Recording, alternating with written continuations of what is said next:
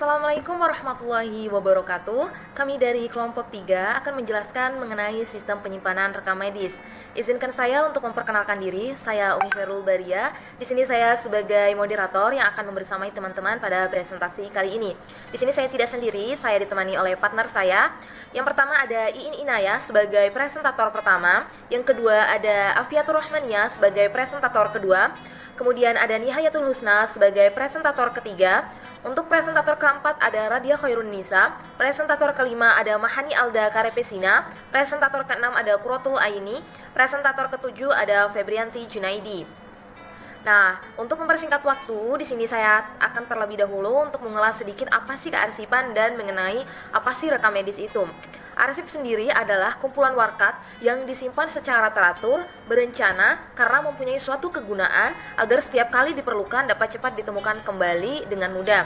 Nah, sedangkan pengertian dari rekam medis sendiri adalah keterangan baik yang tertulis maupun yang terekam tentang identitas, anamnesa, penentuan fisik, laboratorium, diagnosa, segala pelayanan dan tindakan medis yang diberikan kepada pasien dan pengobatan yang dirawat inap, rawat jalan maupun yang mendapatkan pelayanan gawat darurat. Nah, selanjutnya akan dijelaskan oleh partner saya, Iin Inayah. Kepada Iin Inayah dipersilahkan. Bahas tentang sistem penyimpanan rekam medis. Nah, perlu kita ketahui, rekam medis ini mempunyai pengertian yang sangat luas, tidak hanya sekedar kegiatan pencatatan, akan tetapi mempunyai pengertian sebagai suatu sistem penyelenggaraan rekam medis. Nah, penyelenggaraan rekam medis adalah merupakan proses kegiatan yang dimulai pada saat diterimanya pasien di rumah sakit. Kemudian diteruskan kegiatan pencatatan data medik pasien selama pasien itu mendapat pelayanan medik di rumah sakit. Dan dilanjutkan dengan penanganan berkas rekam medis yang meliputi penyelenggaraan, penyimpanan, serta pengeluaran berkas dari tempat penyimpanan untuk melayani permintaan atau peminjaman apabila pasien ini memiliki keperluan atau untuk keperluan lainnya kayak gitu. Nah, kemudian siapa sih yang bertanggung jawab atas kepemilikan atau pemanfaatan rekam medis ini kayak gitu. Nah, yang bertanggung jawab di sini adalah dari pihak direktur rumah sakit. Nah, pihak direktur rumah sakit ini bertanggung jawab atas hilang, rusak atau pemalsuannya dan termasuk penggunaannya oleh badan atau orang yang tidak berhak seperti itu. Berkas rekam medis di rumah sakit tidak boleh dikirimkan ke tempat keperawatan lain jika seandainya pasien dirujuk untuk melakukan keperawatan lebih lanjut di rumah sakit lain kayak gitu. Yang dikirimkan hanya cukup resum atau kesimpulannya saja seperti itu.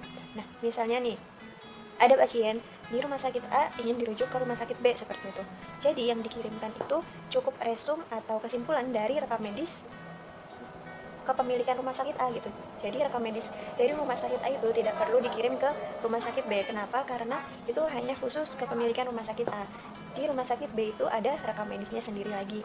Seperti itu. Jadi kalau misalnya ada pasien yang mau dirujuk, itu cukup mengirimkan resum atau kesimpulan dari rekam medis kepemilikan rumah sakit A itu ke rumah sakit B. Seperti itu. Terima kasih. Saya akan menjelaskan tentang isi rekam medis rumah sakit merupakan komponen penting dalam melaksanakan kegiatan manajemen rumah sakit.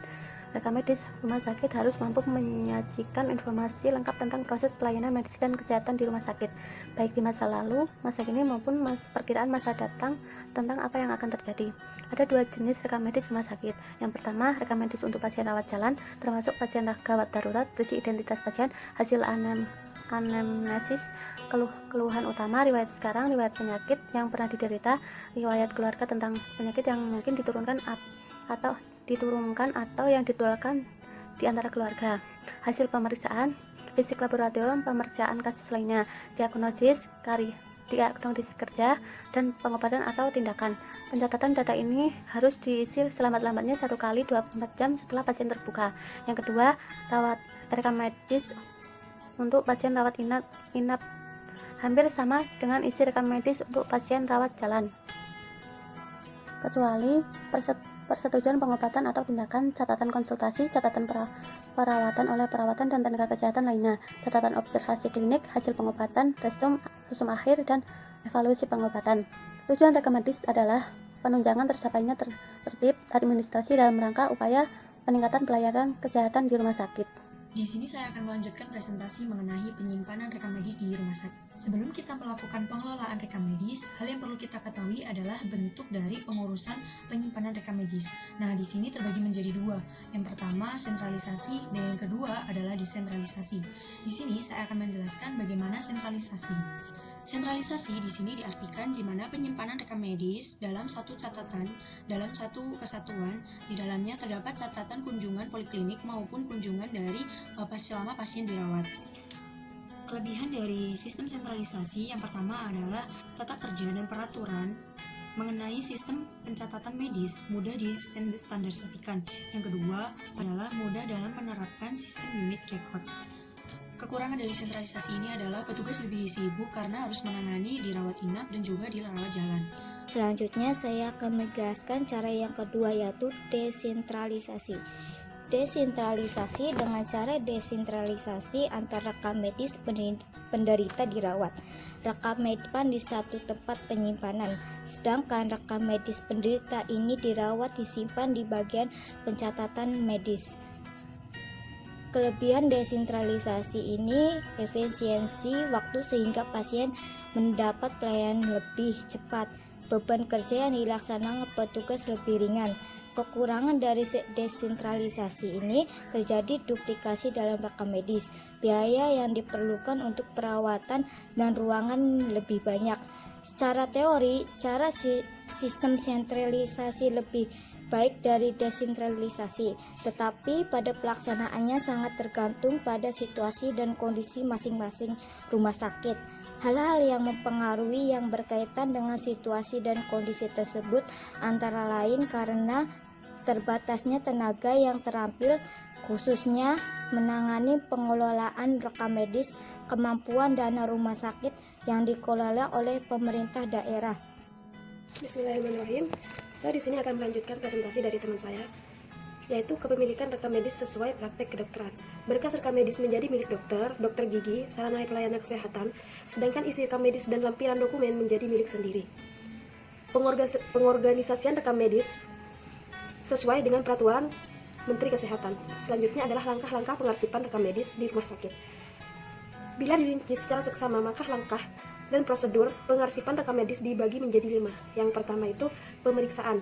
Apa itu pemeriksaan? Pemeriksaan adalah langkah persiapan menyimpan arsip dengan cara memeriksa setiap lembar arsip berupa rekam medis untuk memperoleh kepastian bahwa arsip-arsip tersebut sudah siap untuk disimpan. Maka surat tersebut harus diminta dulu kejelasannya kepada bagian administrasi dan kepala bagian rekam medis sendiri. Yang kedua adalah mengindeks. Mengindeks adalah pekerjaan yang menentukan pada nama atau subjek itu apa, atau kata tangkap yang biasanya berupa angka yang dimulai dari awal berdirinya rumah sakit, sehingga pasien baru akan mendapat nomor rekam medis sesuai kedatangan ke rumah sakit tersebut. Baik, materi selanjutnya yaitu poin kedua, desentralisasi. Dengan cara desentralisasi ini, maka akan terjadinya pemisahan antara rekam medis poliklinik dengan rekam medis penderita dirawat. Untuk rekam medis poliklinik ini, dia biasanya disimpan di salah satu tempat penyimpanan, sedangkan rekam medis penderita dirawat disimpan di bagian pencatatan medis. Untuk desentralisasi ini, dia juga mempunyai kelebihan dan kekurangan. Kelebihan desentralisasi yaitu efisiensi waktu, sehingga pasien mendapat pelayanan yang lebih cepat. Beban kerja yang dilaksanakan para petugas pun menjadi mudah. Kekurangan desentralisasi ini yaitu terjadinya duplikasi ini dalam pembuatan rekam medis. Biaya yang diperlukan untuk perawatan dan ruangan itu semakin banyak. Secara teori, cara sistem sentralisasi ini lebih baik daripada cara sistem desentralisasi, tetapi pada pelaksanaan yang sangat tergantung pada situasi dan kondisi masing-masing rumah sakit.